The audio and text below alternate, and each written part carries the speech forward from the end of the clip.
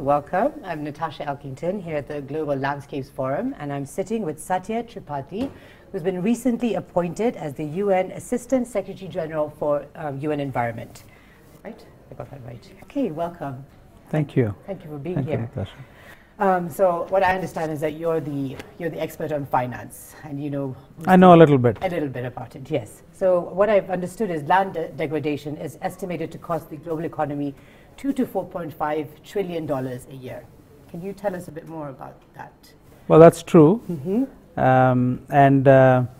It's horrifying because we spend in the factor of hundreds much more than we spend to conserve. So we spend much more on destroying the landscapes than we try to save it.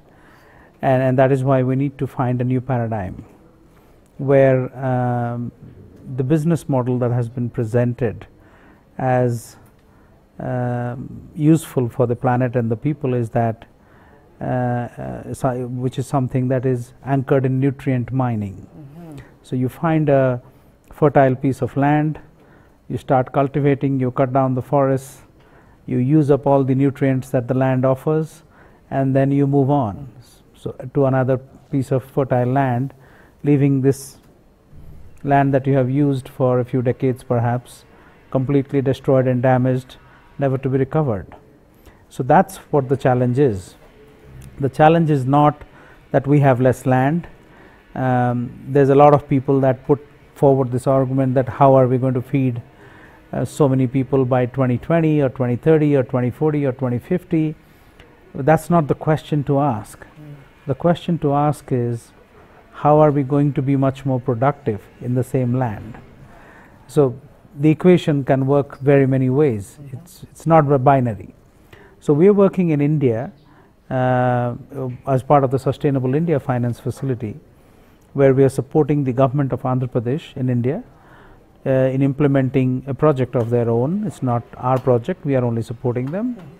But that project will convert 6 million farmers from chemical farming to natural farming. Wow. They are already at 400,000 farmers converted as of this date. Wow. And what it does is, the basic principle says that the seed and all the inputs come from the local area, and that it uses zero chemical fertilizers and pesticides. So the input costs for the farmer drops by almost 80%. And the output goes up by anywhere between 8 to 28% depending on the crop.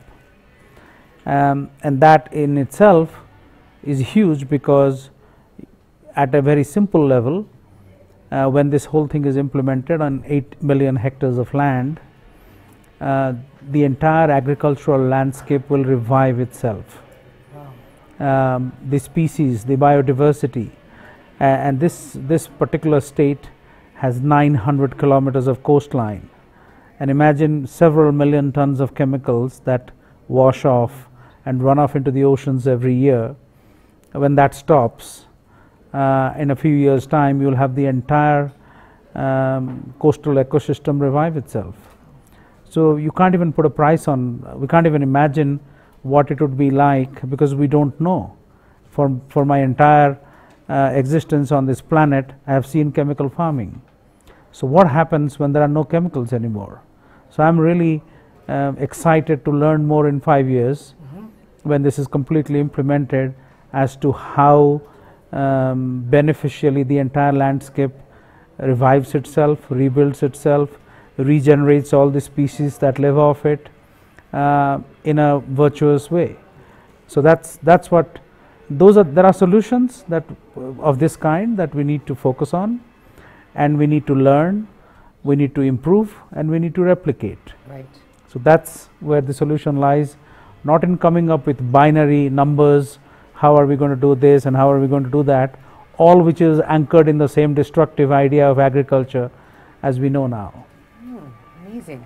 So how are we going to replicate this, for example? Is that in the works, that you're going to look at what happens in Andhra Pradesh after 5 years, and if it's successful, translate to other countries in the world? Or no, India itself has numerous provinces, 1.3 billion people, And actually, once the ambition is public, on the 2nd of June, the Chief Minister of the province, along with Eric Solheim, our Executive Director, and the presence of numerous top thinkers of the world, including the President of WWF International, the President of World Business Council on Sustainable Development, and many more who were present. And there were 10,000 farmers present there who were representing their respective villages. The villages had elected them to represent them at this event, where they launched the scale out to 6 million farms. And soon after, people were so excited about it that a few weeks later, the Planning Minister of India, which is called the Niti Aayog, so he is the Vice Chairman, he hosted a meeting of all agriculture commissioners of the country. Wow. How can we replicate this in other parts of the country? So sometimes, the idea is there. You need to just give it a little bit of wind under its sails, as they say, And then others want to replicate. Karnataka government, which introduced its annual budget a few weeks later, actually mentions in black and white that we will work with you on environment to roll out zero budget natural farming in our state. And Karnataka is the second most resourceful state in the country. So it's happening. How soon? One does not know. These are early days. But it might so happen that our dream is that in 8 to 10 years' time, the whole of India is chemical free, at least in the agricultural sector. And then the others will follow. Right. Great. And then you also have something else going on in Indonesia, right? Another facility? Well, Indonesia, we have the Tropical Landscapes Finance Facility. That was the first. Okay. So these are partnership institutions that catalyze investment. Right. So TLFF itself doesn't deal with money, but it brings together partners who have money. So BNP Paribas is our advising and structuring partner. Then we have an asset manager called ADM Capital. And then, of course, the World Agroforestry Center, ICRAF, is hosting our secretariat, and they're also our research partner. So it's the right kind of institutions with the right intent coming together. And there, the first investment we have already finalized, and the first tranche of $95 million has been funded, is a project on 88,000 hectares of degraded land. And the partnership is with one of the world's leading tire companies, Michelin. So they'll be growing natural rubber. And that will get employment to 50,000 people directly and indirectly over the next few years. So this, come to think of it, you have 88,000 hectares of land which is degraded and doing nothing for anybody. And then you have people that are deprived of the basic necessities of life, and different partners can come together, bring back the degraded land to life, make it a productive, living, breathing landscape, while 50,000 people living around are gainfully occupied. Right. They have livelihoods, their children can go to school, their health and nutrition is looked after. So this is like generating GDP at the grassroots.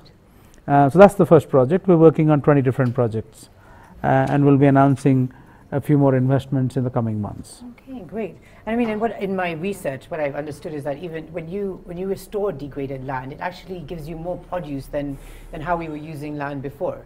As in, it all depends on how you restore it and what you do going forward. Are you going to commit the same mistakes as you've done in the past, or are you going to do it differently? And now there is a much greater emphasis in doing it differently. Just to give you an example, this particular landscape where this project is being implemented, it's called the Bukit Tigapulu landscape in Indonesia, where so the idea is to the current average productivity of rubber in Indonesia, of natural rubber, is between 0.8 to 0.9 tons per hectare. Here the target is to take it to 1.7 tons per hectare. Wow. And that just with a little bit of good training to the farmers who will be tapping the rubber, how to do it right, and then that ensures the longevity of the trees, because you are slashing it a little bit to get your rubber. So don't do it in a way that it hurts the tree. And there are techniques, so just small things with big impact, but all of it done with a lot of care and affection, and it pays back. That's true. So I guess I really enjoyed having this conversation. I wish we could have longer ones, but not a problem. Yes, but just to wrap it up, being in Africa, why do you think it's important that we're having the forum, the GLF, in Nairobi this time round? I think it's the first forum in Africa, and it's very important because it does three things. The first is, of course, the most important, which is it brings attention to a very neglected conversation. Nobody talks about landscapes. It's talked a lot about among experts, but it really needs to be spoken of and discussed among and between policymakers, governments, stakeholders at a country level. So I think we have a lot of people, I think about 1,000 people who are present here today, and tens of thousands watching it online. It's amazing. So it brings focus to a much neglected subject. That's the first thing. Second is that it brings focus to the opportunity that Africa is, and Africa is at an inflection point where there's a lot of conversation about we need food, it needs to be grown this way or that way, and there is that grave risk of Africa following on the footsteps of the rest of the world. It doesn't need to. It can be much better, like with the information technology revolution. Not everybody has to go from 1G to 2G to 3G to 4G. I mean, there are old people like me that have gone through all those things, but youngsters now can straight away go to 5G. Right. They don't need to know what happened when 1G was working, Exactly. really. So same in agriculture. Agriculture 5G is based on agroecology. It's the regenerative principle of agriculture. You use the land in a way that it revives it, reinstates what is the essence and the soul of the landscape. And so that's the second thing. And the third thing is that in events like this brings together important stakeholders from a lot of different spectrum who often don't talk to each other. And it creates networks, partnerships that endure, and that creates opportunities at the grassroots when you go back. So people connect. So I think that connect is huge in events like this. So I think these are the three critical benefits of the GLF in Africa. Thank you. Wonderful. It was wonderful having you, and thank you for all your insights. Thank you. Thank you. Wonderful.